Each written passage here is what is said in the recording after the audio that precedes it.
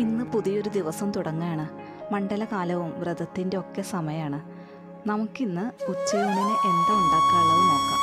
കുക്കിങ്ങിനോട് ഒട്ടും താല്പര്യമില്ലാത്ത ഒരാളാണ് ഞാൻ. തട്ടി ഒപ്പിച്ച് സിമ്പിളായിട്ട് എന്തെങ്കിലും ഒരു കറി ഉണ്ടാക്കും. നമുക്കിന്ന് ക്യാബേജ് ഉപ്പേരി വഴുതന കറിയും ഉണ്ടാക്കാം. ക്യാബേജ് ഉപ്പേരിനോട് എനിക്ക് പണ്ടേ ഒരു പ്രിയമാണ്, ഒരു നൊസ്റ്റാൾജിയാണ്.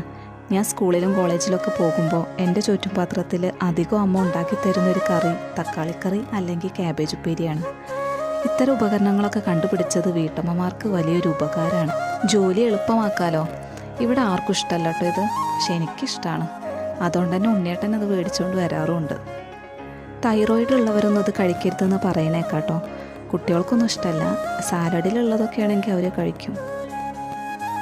നമ്മുടെ കാബേജ് ഉപ്പേരി ഇവിടെ റെഡി ആയിട്ടുണ്ട്. ഉപ്പേരി, തോരൻ എന്നൊക്കെ പറയണത് പല നാട്ടിലും പലതാണ് പറയുക. ഇനി നമ്മൾ വൈറലായിട്ടുള്ളൊരു വഴുതന കറിയാണ് ഉണ്ടാക്കുന്നത്. വഴുതനയും തൈരൊക്കെ ഇട്ടിട്ടുള്ളൊരു കറി. ഇതിൻ്റെ ടേസ്റ്റ് എന്താകുമെന്നൊക്കെ അറിഞ്ഞൂടാ. ഞാൻ ആദ്യമായിട്ടാണ് ട്രൈ ചെയ്യുന്നത്. വീഡിയോ നോക്കിയിട്ട് അതുപോലെയാണ് കേട്ടോ നമ്മൾ ഈ കറി ഉണ്ടാക്കുന്നത്.